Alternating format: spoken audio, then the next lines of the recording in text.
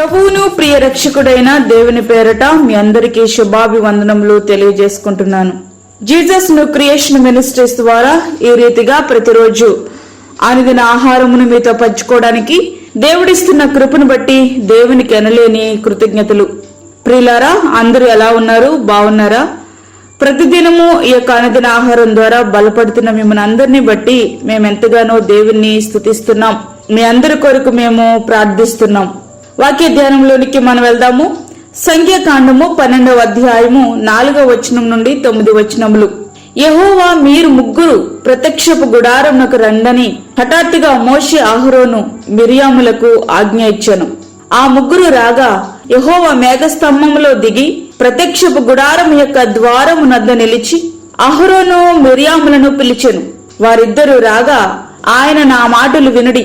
మీలో ప్రవక్త ఇండిన యెడల యెహోవానగు నేను దర్శనమిచ్చి అతడు నన్ను తెలుసుకొనున్నట్లు కలలో అతనితో మాట్లాడుదును. నా సేవకుడైన మోషే అట్టివాడు కాడు. అతడు నా ఇల్లంతటిలో నమ్మకమైన వాడు.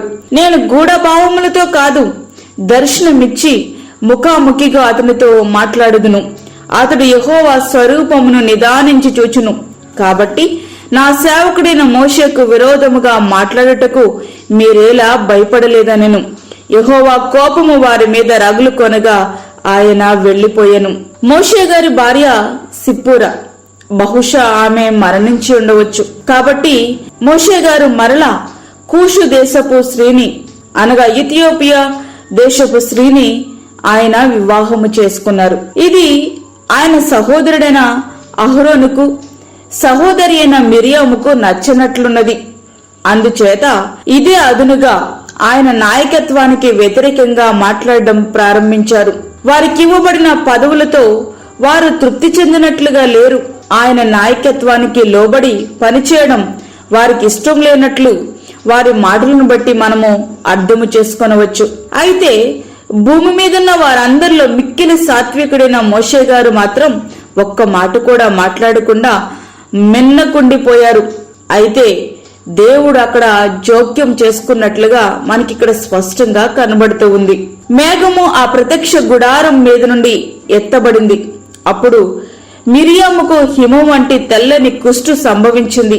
అహరోనుకు ఎట్లాంటి శిక్ష రాలేదు అంటే మోషే గారి మీద తిరుగుబాటుకు ప్రధాన కారణం మిరియామియే అయ్యుండవచ్చు. మిరియామును చూచిన అహరోను ప్రాణం తల్లడిల్లిపోయింది. ఈ పరిస్థితికి కొంత కారణం నేను కూడా అయ్యుండొచ్చని అతనికి అనిపించిందేమో. మోషే గారి పట్ల నిజమైన పశ్చాత్తాపాన్ని అక్కడ ఆయన తెలియచేస్తా ఉన్నారు. మోషే గారిని అహరోను గారు ప్రభువా అని సంబోధిస్తూ సగ మాంసము క్షీణించిన శిశు శవం వలె ఆమెను ఉండనీయకమని మోషే గారిని బతుమాలుతున్నారు. అంటే నేరుగా ఇప్పుడు ఆయన దేవుని ప్రార్థించే సాహసం చేయలేకపోయారన్నమాట. నా మీద తిరుగుబాటు చేసినందుకు ఇట్లానే జరగాలి అనే మనసు మోషే గారిలో ఏ కోశానా లేదు. ఎలుగెత్తి దేవునికి ఆయన ప్రార్థిస్తున్నారు, ప్రభువును బతిమాలుతున్నారు. తన సహోదరుని బాగు చేయమని ఆయన బ్రతిమాలుతున్నారు.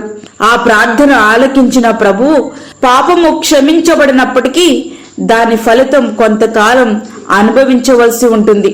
కాబట్టి ఆమె 7 దినములు పాళెం వెలుపల ప్రత్యేకముగా ఉండి ఆ తర్వాత సమాజంలో చేరవచ్చని దేవుడు సెలవిచ్చారు. ప్రియా స్నేహితుడా, వాక్యముంటినటువంటి ప్రియా దేవుని బిడ్డ, కుటుంబములో గాని, సంఘములో గాని, సమాజములో గాని దేవుడు నిన్ను ఏ స్థితిలో ఉంచితే ఆ స్థితిలోనే సంతృప్తి, నమ్మకము కలిగి ఉండు. ఆధిక్యతల కొరకు గాని, ఆధిపత్యం కొరకు గాని ప్రాకులాడవద్దు. నిజముగా దేవుడు తాను ప్రత్యేకపరుచుకున్న సేవకుల మీద తిరుగుబాటు చేసే ప్రయత్నం ఎన్నడూ చేయొద్దు. వయసులోను, జ్ఞానములోను నీకంటే వారు తక్కువ వారే కావచ్చు, కానీ దేవుడు అతనిని ప్రత్యేకపరుచుకున్నాడని, దేవుడు వారిని ఏర్పరచుకున్నాడని నీవు మాత్రం మర్చిపోవద్దు. అతని వెనుక బలము, బలగము లేకపోవచ్చు, కానీ బలవంతుడైన దేవుడున్నాడు. ఆయన కలుగు చేసుకోవడం అత్యంత ప్రమాదకరం.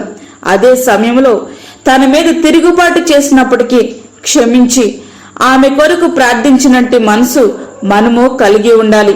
ప్రభు మనకు నేర్పించినది ఇదే కదా. నేను మీతో చెప్పినదేమనగా, మీరు పరలోకమందున మీ తండ్రికి మీరు కుమారులై ఉండినట్లు మీ శత్రులను ప్రేమించుడి, మిమ్మల్ని హింసించు వారి కొరకు ప్రార్థన చేయడి. మత్తయి సువార్త 5:44. అట్టి రీతిగా మన జీవితాలు సిద్ధపరచుకుంటూ దేవునికి ఇష్టమైన వారుగా తగ్గించుకుని దేవుని రాజ్యము కొరకు మనం సిద్ధపడదాం. అట్టి కృపా ధన్యత ప్రభు మనకి అనుగ్రహించునుగాక. ఆమేన్. వాక్యమైన ప్రియ దేవుని బిడ్డలారా, ప్రార్థనలో ఏకీభవించండి. పరిశుద్ధమైన తండ్రి, ప్రేమగల యేసు ప్రభువా, శ్రేష్టమైనటువంటి మరి ఒక దినాన్ని మా జీవితంలో మీరు అనుగ్రహించారు. నీకు వందనాలు. ఈ దినమంతటి కొరకు మీరు మమ్మల్ని సిద్ధపరచండి ప్రభువా. ప్రతి విధమైన శోధన, కీడు, ప్రమాదము, తెగుల నుండి మీరు మమ్మల్ని తప్పించండి. ఈ దిన అవసరతలు తీర్చండి, దిన అక్కరలు తీర్చండి. బయటికి వెళ్తున్నప్పుడు వస్తున్నప్పుడు నీ కాపుదల, నీ సన్నిధి, నీ భద్రత మాకు మా కుటుంబాలకు మీరు అనుగ్రహించండి తండ్రి. అలాగే దూరదేశంలో ఉండి ఈ యొక్క వాక్యమును విని ప్రార్థనలో ఏకీభవిస్తున్న నీ బిడ్డలందరినీ మీరు జ్ఞాపకము చేసుకునండి. వారికి తగ్గ కృపను, ఆశీర్వాదమును, దీవెనను దయచేయండి ప్రభువా. గర్భిణీ స్త్రీలను, చంటి బిడ్డలను, వృద్ధులను మీరు జ్ఞాపకము చేసుకునండి. హాస్పిటల్లో ట్రీట్మెంట్ తీసుకుంటున్నటువంటి వారిని మీరు జ్ఞాపకము చేసుకునండి. వారిని ముట్టండి, నీ చిత్తములో వారిని రక్షించండి ప్రభువా. అలాగే మా దేశ నాయకులను మీరు జ్ఞాపకం చేసుకునండి. వారు నీతి న్యాయములతో పరిపాలించుటకు సహాయం ఇచ్చేయండి. ఈ దినమంతటికి కావలసిన నీ కృపను సమృద్ధిగా మాకు దయచేసి వాక్యమైన ప్రతి ఒక్కరిని కూడా నీకు ఆత్మతో నింపి బలపరిచి నీ కృప మమ్మల్ని ఆవరించినట్లుగా సహాయం చేయమని యేసు పరిశుద్ధ నామమున అడిగి వేడుకుంటున్నాము తండ్రి. ఆమేన్. ఈ యొక్క వర్తమానములు ప్రతి దినము పంపించబడతా ఉన్నాయి. ఎవరికైనా ఈ వర్తమానములు రానట్లయితే మీరు మమ్మల్ని సంప్రదించవచ్చు. మీ యొక్క ప్రార్థన అవసరతలు మాకు తెలియచేయండి. మా ఫోన్ నంబర్ 9177377559. దేవుడు మిమ్మును మీ కుటుంబమును దీవించునుగాక. ఆమేన్. దేవుని సేవలో మీ సహోదరి అన్నామణి సాల్మన్.